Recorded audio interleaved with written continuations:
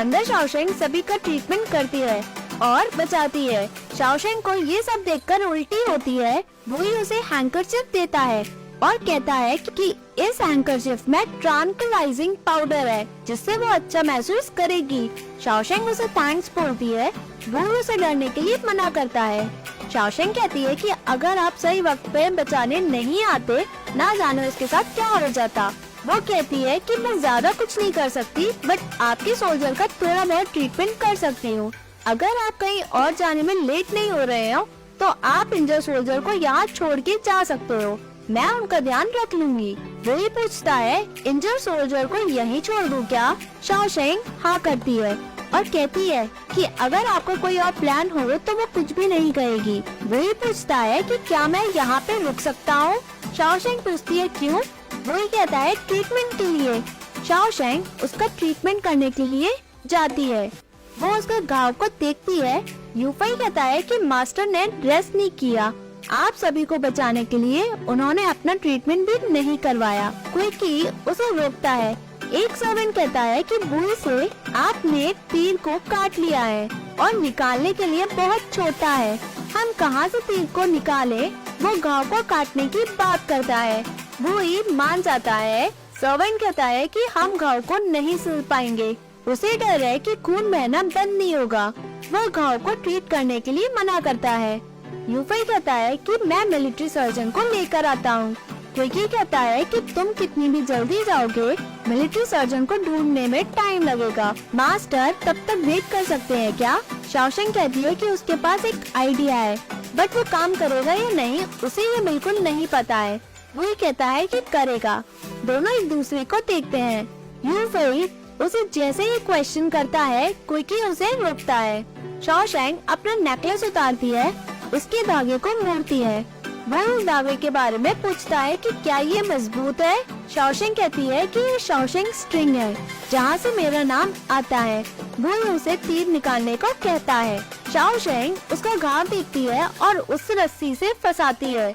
दोनों एक दूसरे को देखते हैं। शाओशेंग डरती है और मुड़ती है। वो उसका हाथ पकड़ता है और कहता है कि डरने की कोई जरूरत नहीं है, ये कुछ भी नहीं है, और शाओशेंग को अपनी तरफ खींचता है। शाओशेंग उसका तीर निकालने की कोशिश करती है। वो ये पूछता है कि शाओशेंग स्ट्रिंग तुम्हारे लवर की तरफ से गिफ्ट है क्या? शाओशेंग हाँ करती है और चीची का नाम बताती है जो सोंगबाई की बेटी है। दोनों एक दूसरे को देखते हैं। वो कहता है कि डरो नहीं।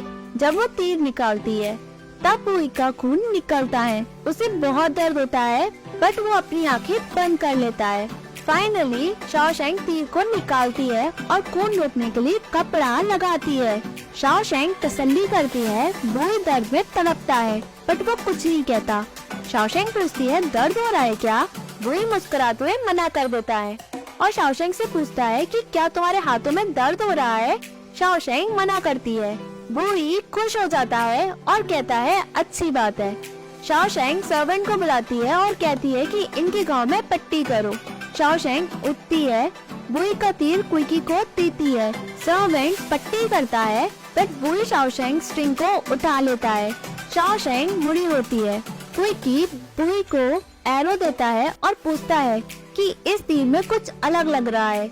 बुई कहता है ये तो अच्छी और लेटेस्ट तीर है जिसमें हेड आर्मर डॉग सुपरवाइज करते हैं। बुई को शक होता है। शाओशेंग कहती है कि शू ने धोखा दिया है, उन्होंने हथियार सीक्रेटली खरीदे हैं रिबेल करने के लिए, वो बैंडिट नहीं है। शाओशेंग मुड़ती है, बुई को देखती है और कहती है ये तो सिर्फ अंदाजा है। बुई कहता है कि मैजेस्टी ने अंदाजा लगा लिया था, उन्होंने मुझे डाकू को मारने का ऑर्डर दिया था। फाइनली सभी परेशानी खत्म हो गई है। शाओशेंग पूछती है कि अब आप आगे क्या करोगे उन रिबेलियन का? यहाँ सभी रिबेलियन के पास जाते हैं। वही पूछता है ये सभी अभी तक जिंदा क्यों हैं? क्विकी बताता है कि इन सभी ने बच्चों औरतों को मारा है। जब हमारी बराबरी नहीं कर पाए तो इन्होंने हमारे सामने सरेंडर कर दिया। वही कहता है कि रिबेल करोगे तो जरूर मरोगे या फिर तुम्हारे यहाँ से बाहर निकाल दिया जाए, डिसाइड करो। एक पर्सन बताता है कि कुछ टाइम पहले हमें ऑर्डिनेंस बेचा गया है। वो तीर को फेंकते हुए पूछता है किसने ऑर्डिनेंस बेचा? वो पर्सन मना करता है, उसे कोई जानकारी नहीं है। वो उन सभी को मारने के लिए कहता है। पर्सन कहता है कि हमने जानबूझकर कुछ भी नहीं किया है, ये सब हमें जबरदस्ती करवाया गया है। शाओशेंग कहती है ये सब झूठ है, तुम सभी लालची हो, तुम्हें वही मिलेगा जिसके तुम हकदार हो, लाचार और बेबस बनने की कोई जरूरत नहीं है। विकी कहता है सरेंडर लोगों को मारना सही नहीं है।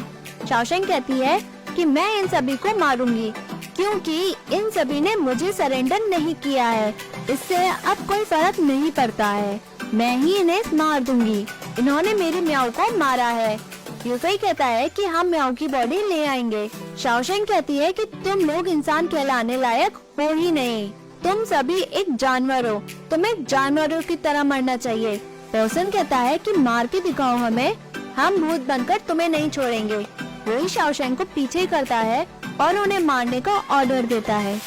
शाओशेंग उनके पीछे जाती है, वही उन्हें रोकता है और रुकने के लिए कहता है। वही कहता है कि तुम्हें वो सब चीजें नहीं देखनी चाहिए, नहीं तो बाद में तुम्हें बुरे सपने आएंगे। शाओशेंग मना करती है और कहती है मुझे ये सब देखना है कि वो जानवर कैसे मरते हैं। वो उसे जाने से दोबारा रोकता है और कहता है कि इसमें तुम्हारी कोई गलती नहीं है कि वो म्याऊ को ले गए, तुम प्रिपेयर नहीं थी, इसलिए तुमने जो कुछ भी किया सही किया। शाओशेंग की आंखों में आंसू होते हैं। वह उसे ट्रांक्विलाइजिंग सूप पीने के लिए कहता है सोने से पहले, और बुई वहाँ से चला जाता है। शाओशेंग छुपते हुए उन्हें देखती है, बुई उन सभी को मारता है। शाओशेंग देख के बैठ जाती है। बुई को एकदम से आवाज आती है, वह पूछता है कौन? शाओशेंग उसकी तलवार देखती है। वो उस तलवार को पीछे करता है और कहता है कि मैंने तुम्हें यहाँ आने के लिए मना किया था, यहाँ सभी की बॉडी जलाते हैं। शाओशेंग उन सभी को देखती है। वही वहाँ से जब जाता है तब वो और शाओशेंग एक दूसरे को देखते हैं। फाइनली बुई वहाँ से चला जाता है।